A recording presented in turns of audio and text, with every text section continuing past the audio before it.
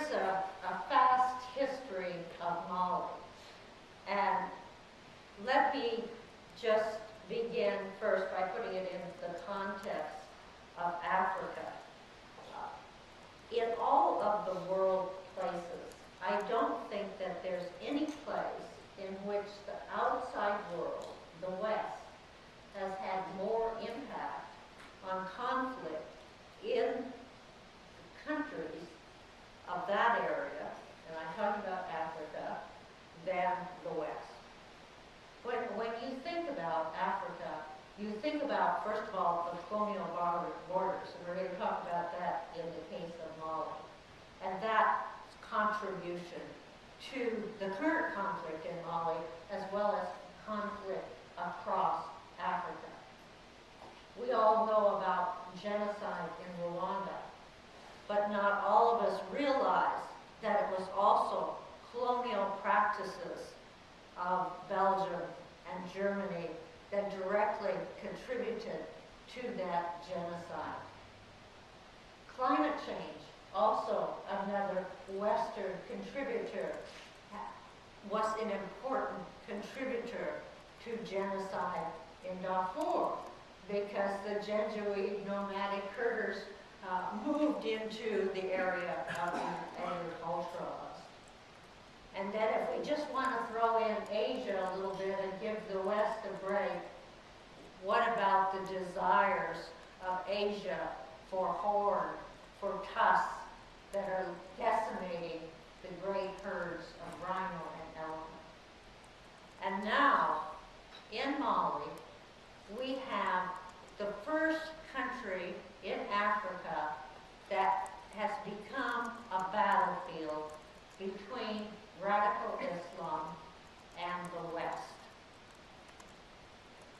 The major protagonists in most African wars have been Africans themselves. A couple of exceptions are Cuba and the Soviet Union, or Cuba backed by the Soviet Union, and France. But in this case, this is a war between a Western government and a radical Islamist movement, not of Malian origin, but of Algerian origin. So how did all of this happen? And as Dr.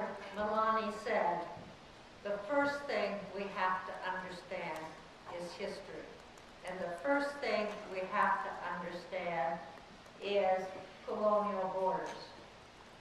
If I had my favorite map here, I would show you the 15th parallel. The 15th parallel starts offshore in Senegal, and it runs across the middle of Mali, right there where it comes down, and there's a narrow part of Mali where Timbuktu is, and the top of the Niger River, and then the south. And then, guess what? That 15th parallel goes over right through Sudan. And I mentioned Sudan for a very important reason. Because Sudan actually is the mirror image of Mali. And in Sudan, what happened? We had a 50-year civil war, hundreds of thousands dead, and now we have a new state of South Sudan. Arab rulers in the north imposing their rule on black Africa in the south. Mali is exactly the opposite. The 90% of the population in Mali are black sub-Saharan Africans who inherited this northern area, which is composed of North African origin people, Arabs, Berbish, Tuaregs for the most part. And it isn't that the black African government has been mean or nasty to the north, it's that Mali is one of the poorest countries in the world, and the north is the poorest part of Mali, and hardly anyone is up there.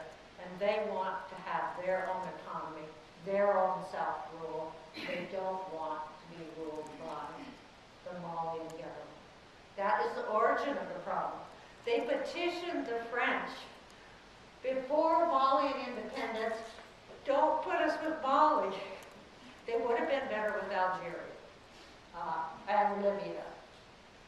They will put the majority of the Tuareg population and the Berbish in Mali. There have been 4 rebellions in Mali.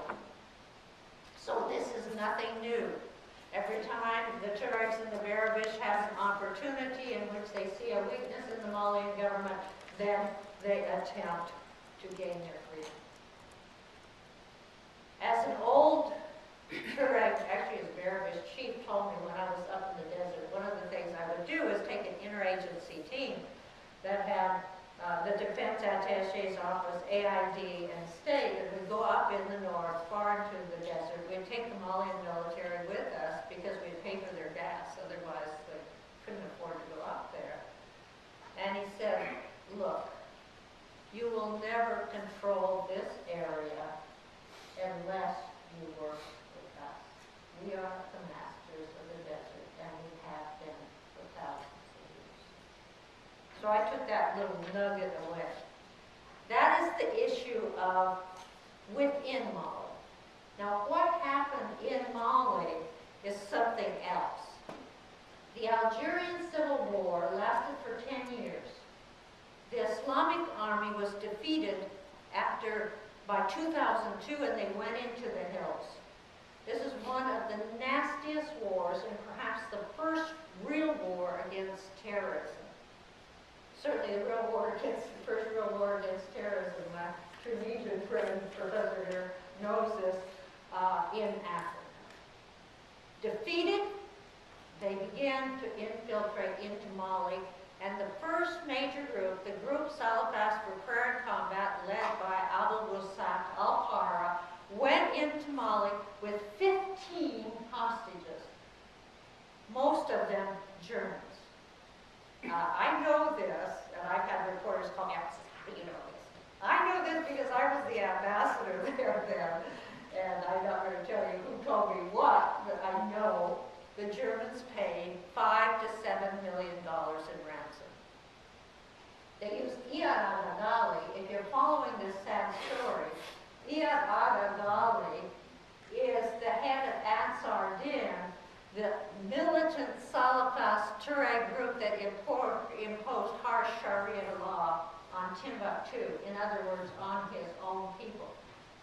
He converted to Salafism because he needed allies with the Algerian Salafas. That was his whole reason. The Malians used him to pay the ransom, not just to the Germans, but since he was so good, he got all those 14 hostages, one died, out, that they used him for other hostage negotiations. So the money he got obviously fed his own army, and it fed, obviously, the Salafas. And so the Salafas grew, and they grew on ransoms from the West, probably about $90 million.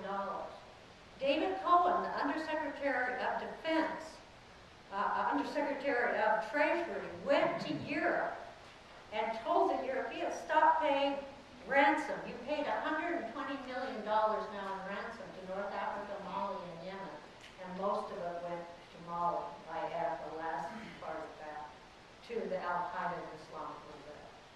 So we allowed this movement to get bigger because the West, not the United States, paid ransom.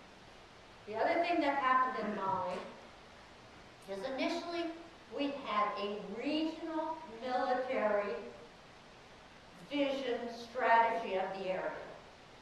We provided intelligence, planning. We were the catalyst for the region to act against the GSPC. And we were successful. They were successful. We enabled the region to go after al-Para and defeat him. The Malians, who never fight, moved up near him, called him up. He moved over to Niger. Niger attacked him, hurt him. He went to Chad. Chad attacked him and dissolved the movement. He was captured, and he's now in Algerian jail. Just that little bit,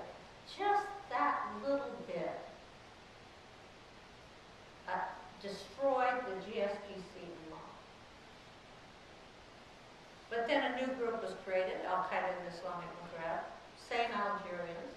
They got so big on ransom that the West Africans within the group broke off and formed this group, Movement for Unity and Jihad, and they're led by a Mauritanian. So now you have North Africans and West African Salafast allied with Malian Salafast who take over the north of Mali. How did they take over the north of Mali? We changed our strategy. We said, well, it's not our interest. We don't want to get involved. We're not going to give the intelligence and the planning that they need because they might use it badly. We'll train them, we'll equip them, but we're not going to prepare the region for a regional campaign. But the real disaster was unforeseen. That was the Black Swan, Libya. Out of Gaddafi's armories, he had maybe 2,000 surface-to-air missiles, he had AK-47s, he had everything. First it went to the militias within Libya, but the militias were hooked up with the Al-Qaeda movements in Mali, and the weapons poured into northern Mali. And in addition, the Tuaregs returned because Gaddafi integrated into his army dissident Tuaregs to keep the peace in northern Mali. So they returned to the insurgent and the independence movements. Together they overtook northern Mali.